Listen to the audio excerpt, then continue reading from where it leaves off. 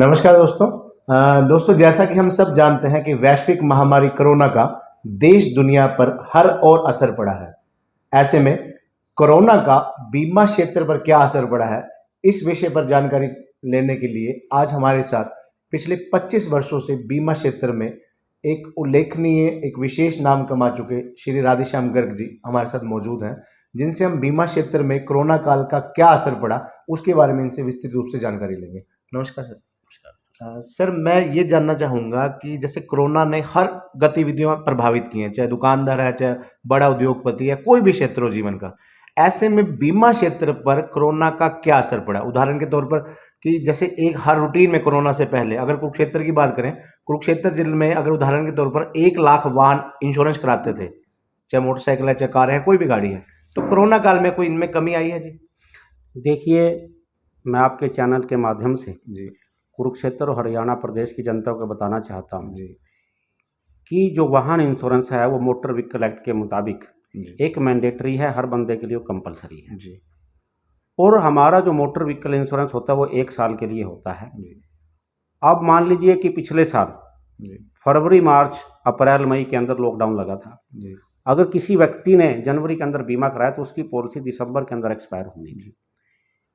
तो वो लॉकडाउन का जो बेनिफिट है वो इंश्योरेंस कंपनी को मिला है, क्लाइंट को नहीं मिला। जी उसके पीछे एक रीजन दूसरा मैं बता देता हूँ कि सपोज 4 महीने लॉकडाउन रहा। जी लॉकडाउन के दौरान बीमा धारक की गाड़ी सड़क पर नहीं आई। जी जब गाड़ी सड़क पर सड़क नहीं पर नहीं आएगी आई, तो एक्सीडेंट कैसे एक्सीडेंट होगा? नहीं होगा, मरने वालों का आंकड़ा भी मरने नाम वालों का आंकड़ा नाम मात्र था। जो हमारा जो थर्ड पार्टी इंश्योरेंस होता है, जिसमें कि कोर्टों से कई बार करोड़ों रुपए के अवार्ड भी आते हैं, जी तो वो हमारा जो थर्ड पार्टी इंश्योरेंस के अंदर जो प्रॉफिट है वो भी हमारा बहुत बढ़ चुका था। जी और मैं ये बात मानता हूँ कि 2020 में और 2021 में जी हमने पहले भी इसकी डिमांड की थी, आईआरडीओ को हमने इसके बारे में मेल भी की थी। जी कुछ संस्थाओं ने लिखा भी था मिनिस्ट्री ऑफ फाइनेंस को जी कि देखिए, इस कोरोना महामारी के अंदर जी सरकार ने, चाहे वो राज्य सरकार है चाहे केंद्र सरकार है, कुछ ना कुछ हेल्प की थी।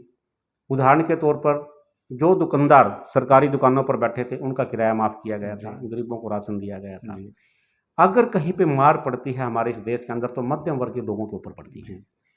मेरा ये मानना है, मैं सरकार से सबमिशन करूंगा, फाइनेंस मिनिस्ट्री से और पीएमओ से, कि वो आईआरडीओ को इंस्ट्रक्शन दे कि जितने दिन हमारे देश में लॉकडाउन रहा, या 2020 में 2021 में, मैं मान करके चलता हूँ कि कम से कम 6 महीने की अवधि ऐसी रही जो हमारा व्हीकल सड़क पर नहीं चला, कि वो जो 6 महीने का जो टाइम पीरियड है जिसके दौरान बीमा कंपनी ने प्रॉफिट लिया है, गाड़ी एक्सीडेंट नहीं हुई, तो कम से कम 6 महीने का बीमा हर बीमा धारक को बीमा कंपनी ने फ्री देना चाहिए। सर, जैसे आपने अभी खुद ही कहा कि वाहन सड़कों पर आए नहीं, दुर्घटनाएं घटी नहीं, मरने वालों का आंकड़ा कम रहा, ऐसे में बीमा कंपनी ने खूब कमाया, फायदे में, यानी फायदे में रही बीमा कंपनियां। तो ऐसे में सर, ये बीमा कंपनियां जो अपने फायदे को अपने कस्टमर तक कैसे राहत पहुंचा सकते हैं कस्टमर को? बहुत अच्छा आपका क्वेश्चन है। इसके बारे में मैं आपको बताना चाहता हूँ कि इस लॉकडाउन के दौरान, पिछले 1.5 वर्ष के दौरान देश की अर्थव्यवस्था चरमरा गई है। और इससे हर व्यक्ति, चाहे वो मिडिल क्लास है, चाहे कर्मचारी है, चाहे लेबर क्लास वाला किसान है, हर इससे अफेक्टेड हुआ। मैं आपके चैनल के माध्यम से बीमा कंपनियों से, चेयरमैन आईआरडीए से, मिनिस्ट्री से मैं यही अर्ज करूंगा कि जिन साथियों के क्लेम, जिन वाहनों के क्लेम बीमा कंपनी में पेंडिंग पड़े हैं, उनको तुरंत तौर पर उन दावों को निपटाया जाए ताकि जनता को पैसा मिले और वो इस देश की अर्थव्यवस्था के अंदर भागीदार बने। मैं उदाहरण के तौर पर आपको बता देना चाहता हूँ कि अगर किसी ग्राहक का क्लेम बीमा पॉलिसी की शर्तों के अनुसार सेटल नहीं किया जाता तो भारत सरकार ने देश के अंदर 17 बीमा लोकपाल कार्यालय बनाए। कोई भी व्यक्ति जाकर के वहां पर अपनी शिकायत दर्ज करवा सकता है। परंतु हमने ऐसा देखा है कि वहां पर जाने के बाद भी बीमा लोकपाल ग्राहक की बात नहीं सुनता, सुनवाई नहीं होती, वहां की सुनवाई नहीं होती, कहीं ना कहीं भ्रष्टाचार की बू आती है। तो ऐसे सिचुएशन में कस्टमर को क्या करना चाहिए? ऐसे सिचुएशन के अंदर देखिए, ये तो आईआरडीए की या मिनिस्ट्री की ये रिस्पॉन्सिबिलिटी बनती है। अगर कोई भी भ्रष्टाचार की शिकायत जाती है तो उसके ऊपर वो अमल करें। मैं बता देना चाहता हूं कि पिछले कुछ दिनों से, 3 साल से चंडीगढ़ के अंदर जो लोकपाल थे उनकी बड़ी शिकायतें थी। देखिए, जब एक ग्राहक परेशान होता है उसके पास या कोर्ट का रास्ता है या बीमा लोकपाल का रास्ता है। जी कोर्ट के अंदर एक लेंथी प्रोसेस है, जी, बीमा लोकपाल के अंदर 90 दिन के अंदर उन्होंने अपना डिसीजन फैसला देना देना होता होता है, है, इसलिए ठीक है? वो वहाँ का तो दरवाजा इसलिए खटखटाते कस्टमर जो है प्रेफर करता है वहाँ जाए। हैं। जी इस देश का मैं दुर्भाग्य मानता हूँ जी कि ज़्यादातर जो लोकपाल लगाए जाते हैं जी या वो रिटायर्ड आईएएस होता है जी या रिटायर्ड आईआरएस होता है, जी जिनको कि बीमा पॉलिसी की शर्तों के बारे में कुछ भी नॉलेज नहीं होता। जी और वो क्या करते हैं कि जो बीमा company miss represented of facts करके जी क्लाइंट को वहाँ नुकसान करते हैं। मेरे एक देश का जो एक गांव के अंदर जो बीमा धारक रहता है, जिसके पास गाड़ी है या ट्रैक्टर है जी या कोई एग्रीकल्चर पंप सेट है या कोई जी कैटल है, जी वो अपने साथ किसी कंसल्टेंट को या किसी एडवोकेट को भी ले जाने की उसको परमिशन नहीं है, जी और वो अपनी बात लोकपाल के सामने नहीं रख सकता। जी जबकि बीमा कंपनी के अधिकारी जो उनके पैनल पर हैं, जो लीगल के डील करते हैं, जी वो लोकपाल के सामने जा करके बातों को छिपा करके ऐसा करते हैं, जी जिससे कि बीमा धारक को वहाँ भी प्रॉपर न्याय नहीं मिलता। जी मैं भारत सरकार से गुजारिश करूँगा कि जो बीमा लोकपाल लगाए जाएं जी वो टेक्निकल आदमी हो या किसी डिपार्टमेंट से, इंश्योरेंस डिपार्टमेंट से रिटायर्ड जीएम है, आरएम है, उनकी पोस्टिंग की जाए जिनको कि पॉलिसी कंडीशन का नॉलेज है, जी या कोई सर्वेयर हैं जिनके पास टेक्निकल क्वालिफिकेशन है, उनकी वहाँ पे भर्ती। और दूसरा, इसके साथ साथ अगर किसी लोकपाल के खिलाफ कोई भ्रष्टाचार की शिकायत जाती है, जी केंद्र सरकार को, वित्त मंत्रालय को फौरन तौर पर उस पर कार्रवाई करनी चाहिए, ताकि प्राइवेट बीमा कंपनियां जी लोगों के हितों के साथ कहीं खिलवाड़ ना कर सकें।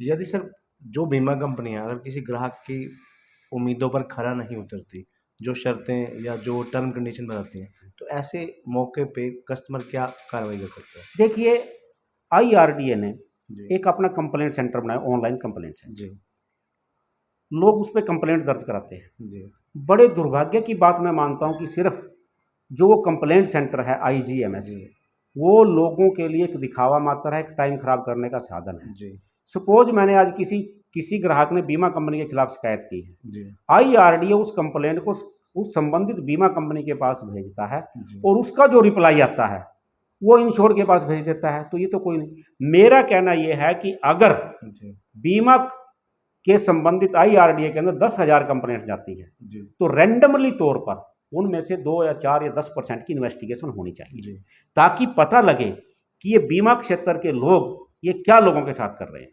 दूसरा, मैं आपको बता देना चाहता हूं कि आज देश के अंदर बेरोजगारी की, राजेश जी, बात बड़ी उठ गई है। इंश्योरेंस सेक्टर एक बड़ा वास्ट सेक्टर है। जी मैं पूरे गारंटी के साथ आपको विश्वास दिलाता हूं कि इंश्योरेंस सेक्टर के अंदर हर साल जी 1 करोड़ बेरोजगारों को रोजगार दिया जा सकता है। इतना बड़ा वाइट मतलब वाइट रोजगार सेक्टर। का यस, अच्छे अवसर है यस, इसमें। बहुत ज्यादा अच्छा अवसर है। जी वो उसके कैसे है जी? वो मैं सर आपको बता जी, देना चाहता जी, हूं, आज देश का 100% नागरिक जी इंश्योरेंस सेक्टर के साथ जुड़ा हुआ है, डायरेक्टली या इनडायरेक्टली। जी जैसे कोई वाहन वाला है, हाँ फैक्ट्री जी, वाला है, बिल्कुल। एग्रीकल्चर पंप सेट है, इंश्योरेंस कैटल की वाला सभी है, को जरूरत पड़ती है। चाहे आयुष्मान भारत बीमा योजना जी, है, आजकल तो बीपीएल का बच्चा भी जी मेरे देश का, वो भी इंश्योरेंस सेक्टर के साथ जुड़ा हुआ जी है।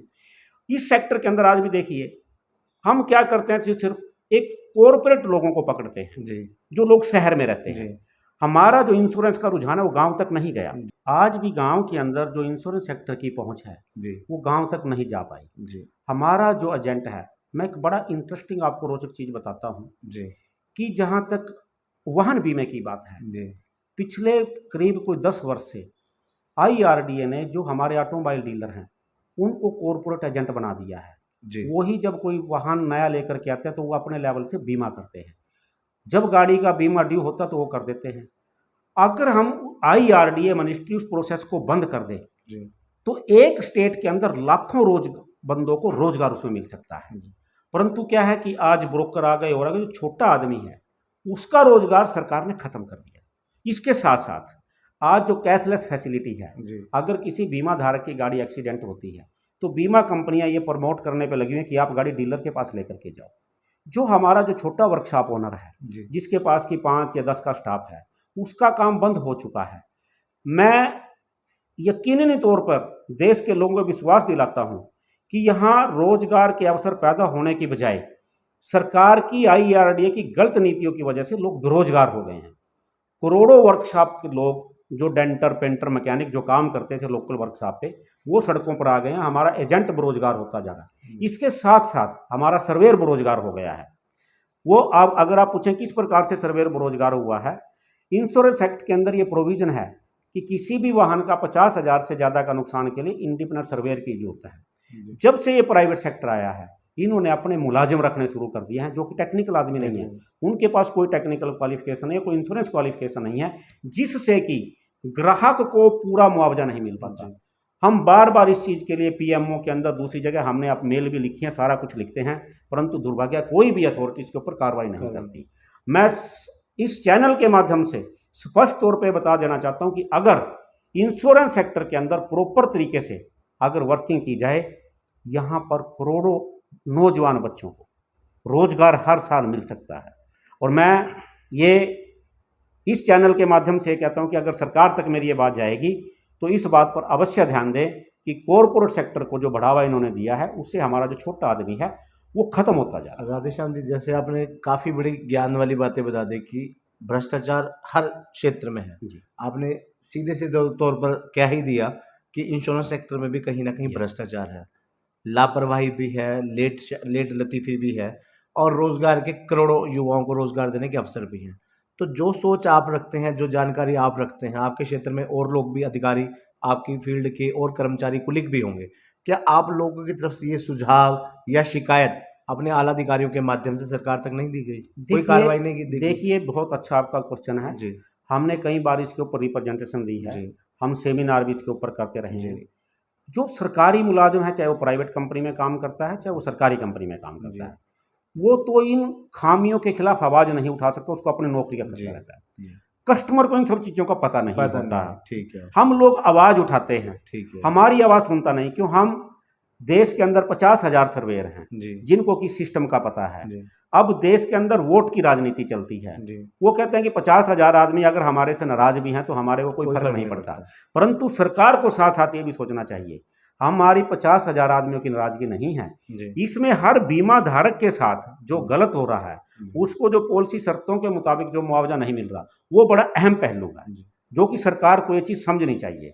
और अगर राजेश जी ये टाइम रहते भारत सरकार ने इसके ऊपर संज्ञान नहीं लिया तो मैं निश्चित तौर पे कहता हूं कि बीमा सेक्टर से लोगों का विश्वास खत्म हो जाएगा। धन्यवाद सर जानकारी देने के लिए।